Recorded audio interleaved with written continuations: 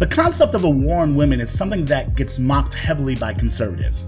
They think it's a load of BS, cooked up by the left simply to attack Republicans. Because hearing concerns from women and then speaking up about those concerns is obviously an attack on Republicans!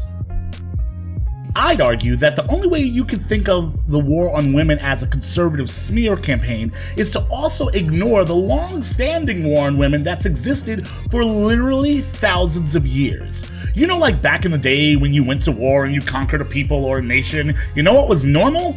Raping their women. Don't believe me?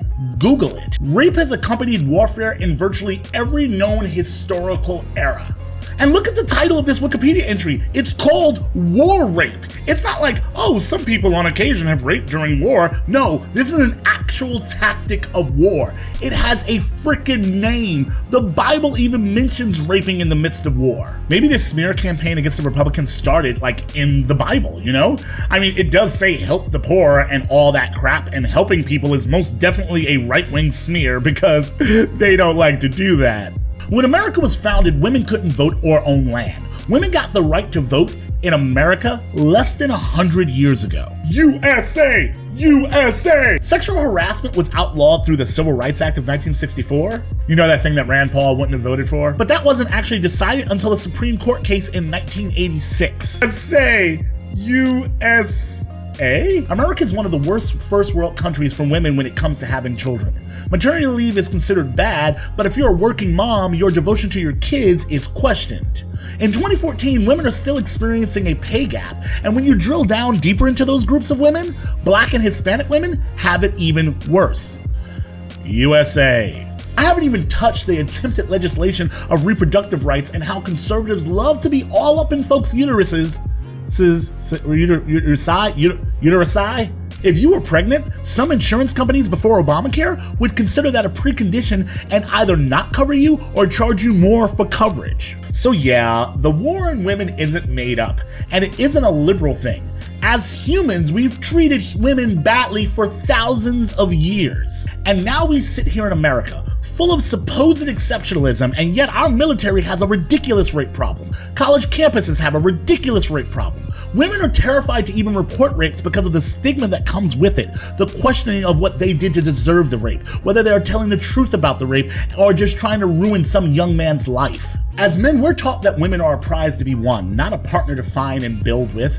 The UC Santa Barbara shooter Elliot Rodgers believed he deserved a woman to have sex with him because he was a nice guy. So what, from all of his writings and videos, he came off like a complete and total douche. He felt that he was nice, and if women did not give him sex, they were bitches and needed to have his revenge exacted upon them. And then we have folks like Boyce Watkins, whose December 2013 article, How Sleeping with the Wrong Woman Might Make You a Rapist, is making the rounds right now because of his interaction with Mark Lamont Hill and an open letter from Duke's Mark Anthony Neal with other academics attempting to address Watkins' problematic commentary. Boyce Watkins has been a problematic dick for a while. From his attacks on single mothers to a weirdly obsessive dislike of Dr. Melissa Harris Perry and anyone he deems to have sold out to white folks and liberals, Watkins has been dressing up his ignorance in a PhD cloak for years now. Just because you claim scholarship, sir, doesn't mean what you're saying is correct in any form or fashion. But let's deal with this article.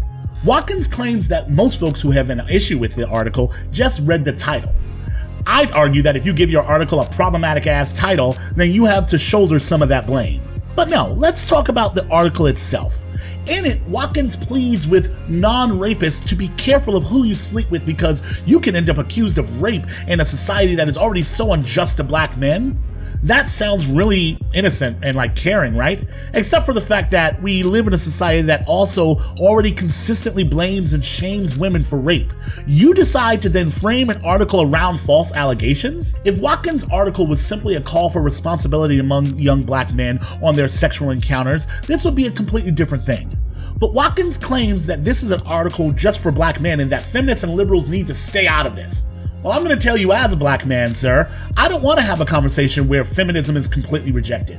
As a Black man, I feel that feminism should be a part of the very fabric of our conversations. I'm a Black man who was raised by a single Black woman. I know, boys, single mothers are a problem. Okay, My friends and family are comprised of black women. When I express anguish around society's treatment of black men, I'm comforted and supported by black women, yet when talking about black men, we should discount feminism completely? No. Does Boyce Watkins understand that to promote rape culture, you don't have to do any cheerleading dance and say, "Go rape"? Rape culture and misogyny isn't always black and white like that. Just like racism, shades of gray apply to these areas as well. Gray misogyny is just as real as gray racism. Saying things like legitimate rape or framing conversations on the concept of false rape allegations, when just recently a study out of the UK found that false rape allegations in their report was at 0.6% of all reported rapes. Let's say in America it's 5 times higher. That would be around 3% of reported rapes. Now, of course, I would never say that dudes caught up in the small percentage of false allegations don't matter, but with the epidemic of sexual assault in America and the amount of women terrified to even attempt to deal with their assault, you think it wise to frame a conversation like this? You say you care about the sisters. Did you know that black women are more likely than white women to be sexually assaulted? But yet you think it wise to stoke the fire around the concept of false rape allegations. As a supposed scholar, I think you would understand of all people that conversations and commentary like this adds to the bigger picture. There's a way to advocate for black men without creating more problematic ideas. You know who else wants to highlight false rape allegations? Conservatives who's trying to stop the conversation around rape on campuses.